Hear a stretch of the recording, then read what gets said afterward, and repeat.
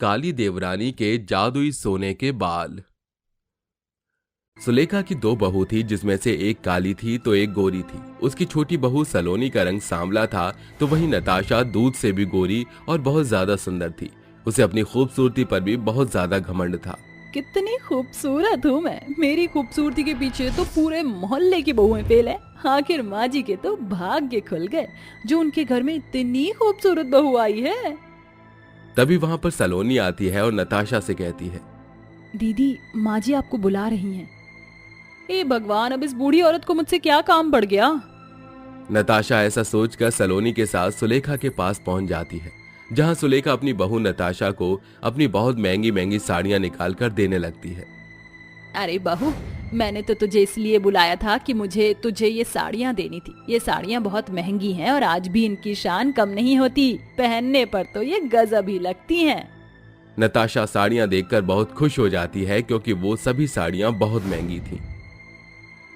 अरे वाह माँ जी, ये तो बहुत ही प्यारी साड़ियाँ। मुझे ये साड़ियाँ बहुत पसंद आई। नताशा की साड़ियां देखने के बाद सलोनी भी अपनी सास सुलेखा से कहती है, माँ जी, आपने सारी साड़ियाँ नताशा दीदी को ही दे दी, मेरे लिए एक भी नहीं रखी।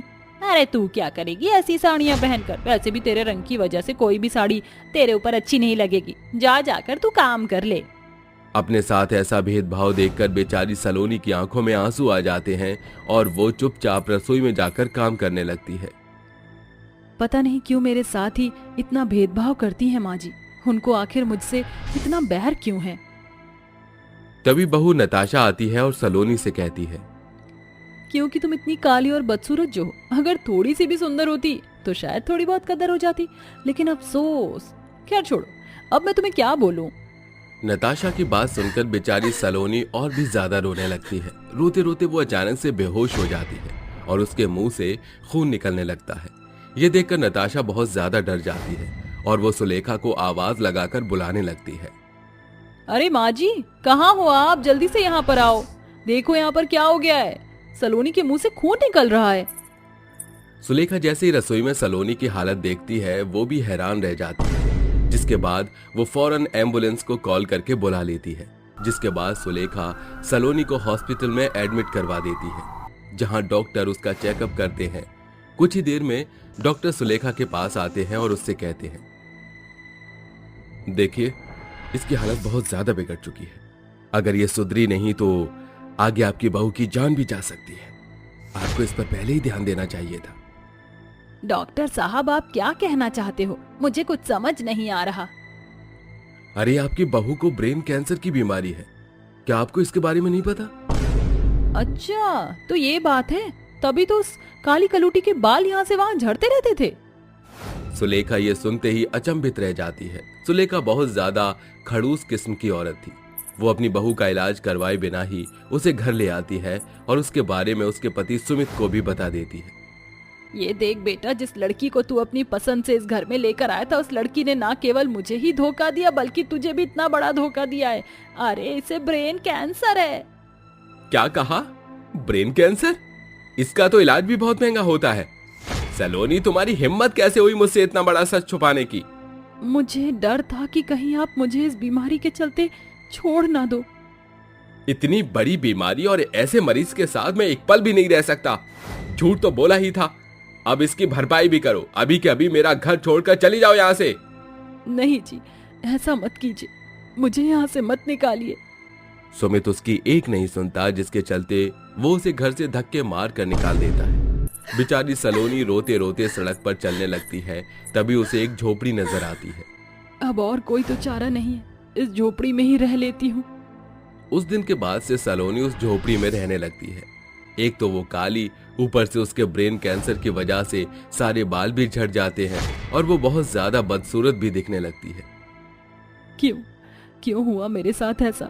इससे अच्छा तो कि मैं मर ही जाती और भगवान मुझे उठा लेता।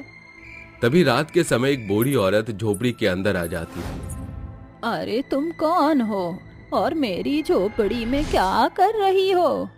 सलोनी के पास कोई चारा नहीं था। वो अपनी पूरी सच्चाई उस बूढ़ी औरत को सुनाती है, जिसे सुनकर उस बूढ़ी औरत को सलोनी के ऊपर बहुत तरस आता है। तुम्हें परेशान होने की कोई जरूरत नहीं है। मैं तुम्हारी सभी परेशानियों को एक ही झटके में खत्म कर दूंगी। अब तुम मेरा कमाल देखती जाओ। ऐसा कहने के बाद वो बूढ़ी औरत अपना चूल्हा जलाती है और उसके ऊपर एक हांडी रखती है, जिसके अंदर वो कई सारी जड़ी बूटियां डालना शुरू कर देती है। देखते ही देखते वो एक बहुत अजीब सा दिखने वाला काढ़ा बना लेती है। ये कोई मामूली काढ़ा नहीं, बल्कि जादुई जड़ी बूटियों का काढ़ा है, जिसे पीते ही तुम्हारी सभी परेशानियां दूर हो जाएंगी। बेचारी सलोनी इतनी परेशान थी कि उसे कुछ समझ नहीं आ रहा था। वो चुपचाप उस काढ़े को पी लेती है, जिसके बाद उसके सिर पर अचानक से सोने के सुनहरे लंबे बाल उगाते हैं और वो पहले से बहुत ज्यादा खूबसूरत हो जाती है। मुझे तो यकीन ही नहीं होता कि ये मैं हूँ। मैंने कभी सपने में भी नहीं सोचा था कि मेरे सर पर इतने सुंदर सोने के बाल उग जाएंगे। ये तो करिश्मा ही हो गया। इधर सलोनी अपनी खूबसूरती को लेकर बहुत खुश थी, तो वहीं सुमित रोजाना अलग अलग लड़कियों के साथ मजे लूट रहा था। सलोनी के सर के सोने के सुनहरे बाल देखकर लोग पागल हो जाते हैं। अरे मैं कोई सपना तो नहीं देख रहा हूँ, ये तो सुमित की पत्नी है। अचानक से इसके अंदर इतना बदलाव, हे भगवान, काश ये मेरी पत्नी होती, मजा ही आ जाता। रास्ते में चलते हुए कई सारे लड़के तो सलोनी को यूं ही देखे जा रहे थे, लेकिन सलोनी किसी के ऊपर भी ध्यान नहीं देती और चुपचाप अपने ससुराल लौट आती है, जहां उसकी सास और जेठानी उसे देखकर हैरान रह जाती हैं। क्या ये तुम हो सलोनी? यकीन नहीं होता, तुम अचानक से इतनी खूबसूरत कैसे हो गई? और तुम्हारे सर के ऊपर ये सोने के बाल कैसे आ गए?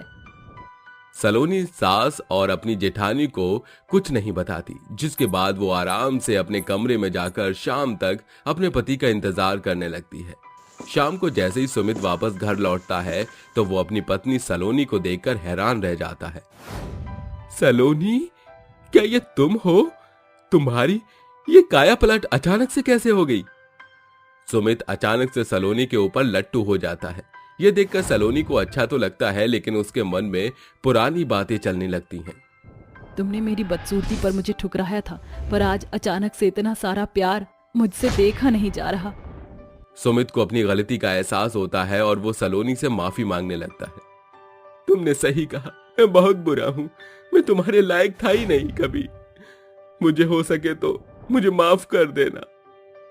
सलोनी सब कुछ भूल जाती है और अपने रिश्ते की एक नई शुरुआत करती है, लेकिन नताशा और सुलेखा के मन में सलोनी को लेकर लालच आ जाता है। जैसे ही सलोनी रात को सोएगी, हम उसके सोने के बाल काट लेंगे, जिसके बाद हम बहुत अमीर हो जाएंगे।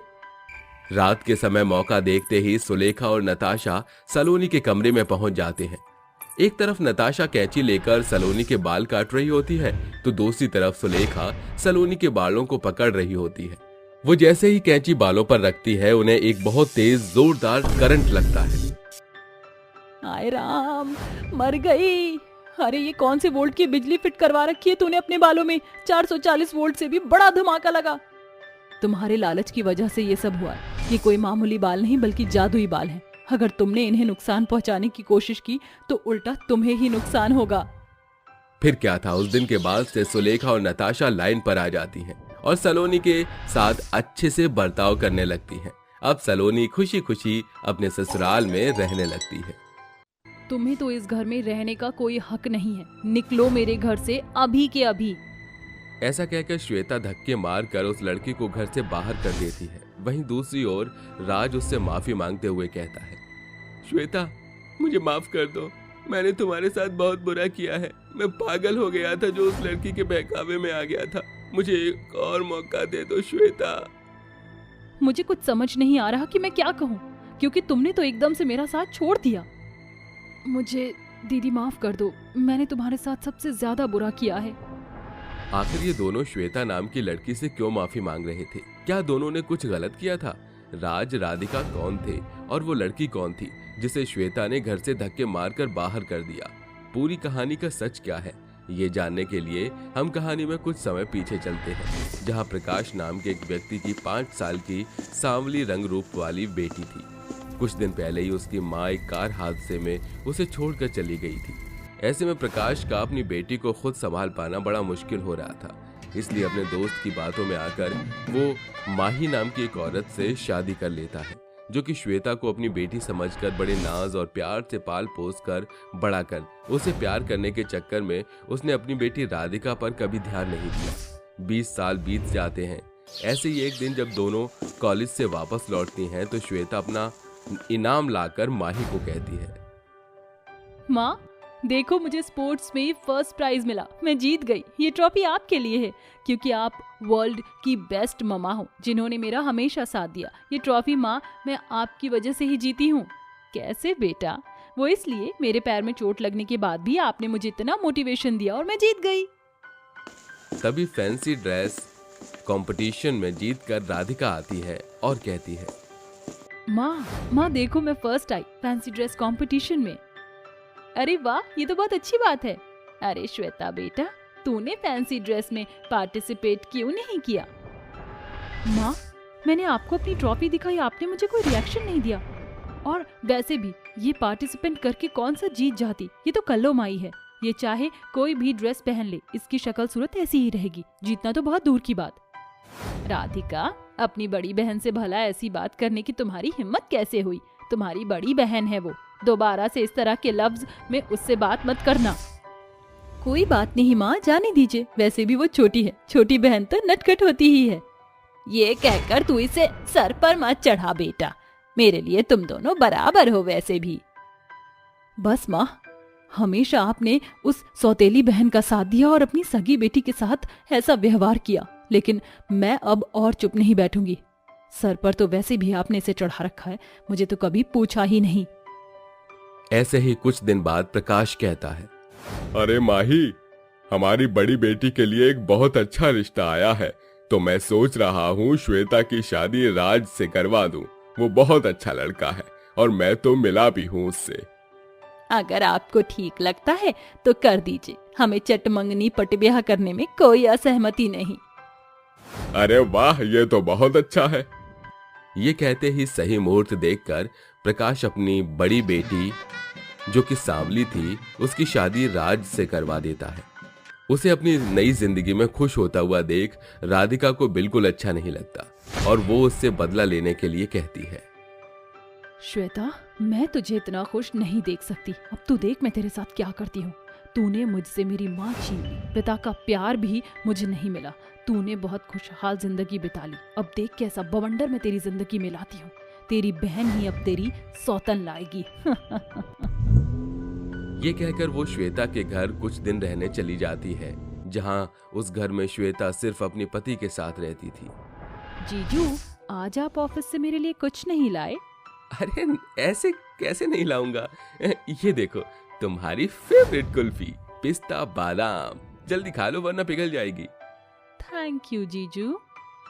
तभी राधिका को एक फोन आता है, जो सुनकर वो परेशान होती है और फोन रख देती है।